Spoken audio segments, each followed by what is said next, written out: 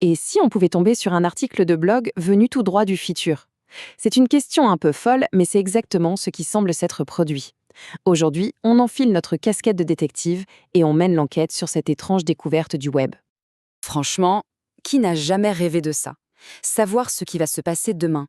C'est de la pure science-fiction en principe. Mais que se passe-t-il quand, au détour d'un clic, on trouve quelque chose qui a l'air de venir, justement, du futur? Alors voilà la pièce à conviction. Un article tout ce qu'il y a de plus normal en apparence, qui parle d'une chaussure de course, la New Balance 1080 V15. Sauf qu'elle n'existe pas encore. Et le détail qui tue, c'est cette date de mise à jour, 4 novembre 2025. On est en plein dans le mystère. Bon, pour essayer de comprendre ce qui se passe, la première étape, c'est de regarder la source. D'où vient cet article? Le site s'appelle Renea. Qu'est-ce que c'est que ce site? Ok, un rapide coup d'œil suffit. On voit tout de suite où on met les pieds. Des chaussures et encore des chaussures. Running, trail, rando, sneakers. C'est clair, on n'est pas sur un petit blog d'amateurs, mais sur une grosse plateforme spécialisée. Et en fait, ça va même plus loin. On y trouve aussi de l'électronique, comme des montres GPS, des codes promo, des tests de produits et même une section magazine. C'est un véritable écosystème de contenu et de vente en ligne. La conclusion, elle est donc assez simple. Renea, c'est du sérieux. C'est une machine bien huilée, une entreprise qui a pour but de vendre et d'informer. Ou peut-être d'informer pour vendre. Et là, le mystère s'épaissit encore. On regarde qui signe l'article. Un certain Gorka Cabañas. Et son CV est plutôt solide. Directeur de contenu, ancien de grands médias espagnols, bref, un vrai professionnel. Et c'est ça qui est troublant. Pourquoi un pro publierait un article vide qui vient du futur? 77. C'est le nombre de tests de chaussures qu'il a déjà rédigés. Ce n'est pas un débutant, c'est un expert dans son domaine. Ce qui rend la publication de cette page blanche encore plus inexplicable à première vue. D'accord, passons à la suite de l'enquête. On a analysé la source, maintenant analysons la scène du crime, elle-même. Qu'y a-t-il d'autre sur cette fameuse page web? Et là, surprise, en plein milieu de cette page futuriste, on tombe sur un tableau bien ancré dans le présent. Les chaussures les plus vues cette semaine.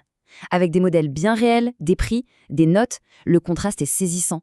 Ça nous ramène brutalement à une réalité très commerciale.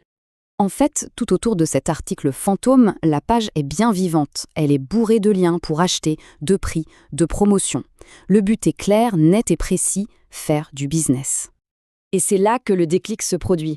On regarde la section articles associés et on se rend compte que notre article n'est pas tout seul.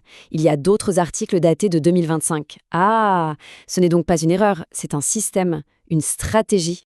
Voilà, maintenant qu'on a rassemblé toutes les pièces du puzzle, il est temps de les assembler pour comprendre le fin mot de l'histoire. C'est la question à 1 million.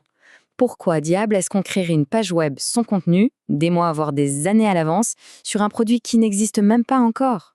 La réponse tient en 3 lettres. SEO, pour Search Engine Optimization. C'est tout un art, celui de plaire à Google pour que votre site apparaisse tout en haut des résultats de recherche. Et la stratégie, en fait, elle est assez géniale. D'abord, on anticipe qu'un produit va être très recherché. Ensuite, on crée une page coquille vide, une sorte de réservation bien avant tout le monde. On laisse Google la découvrir, l'indexer. Avec le temps, cette page prend de l'ancienneté, de l'autorité. Et le jour J, quand le produit sort, hop, on remplit la page avec le vrai contenu et elle se retrouve propulsée en tête des résultats, prête à aspirer tout le trafic. Le mystère est donc résolu. Ce n'était pas une faille temporelle, mais bien une tactique de marketing digital super pointue. Cet article n'a pas été écrit depuis le futur, il a été positionné pour le futur. Bon, d'accord, on a compris l'astuce. Mais au fond, qu'est-ce que ça change pour nous, simples internautes? Pourquoi est-ce que c'est important de savoir ça? Eh bien, tout est une question de perception. On pense tomber sur un article informatif, peut-être même une exclue. En réalité, on est face à un pur outil marketing. On croit lire du contenu fait pour des humains, mais il a d'abord été conçu pour plaire à des algorithmes. Alors, qu'est-ce qu'on doit retenir? D'abord, que derrière beaucoup de contenu en ligne, il y a une motivation commerciale. Ensuite, que la course à la première place sur Google est tellement intense qu'elle influence ce qu'on nous donne à lire.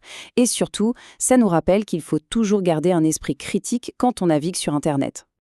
La frontière entre les deux est de plus en plus mince, de plus en plus floue. Cet exemple nous montre qu'une même page peut commencer sa vie comme un outil marketing pur et se transformer un jour en article d'information. Ça laisse à réfléchir, non? Maintenant qu'on sait que la date d'un article peut être une ruse et que son classement est le fruit d'une longue préparation, notre façon de regarder les résultats de recherche ne sera peut-être plus tout à fait la même. La prochaine fois, avant de cliquer, on regardera peut-être la date d'un autre œil.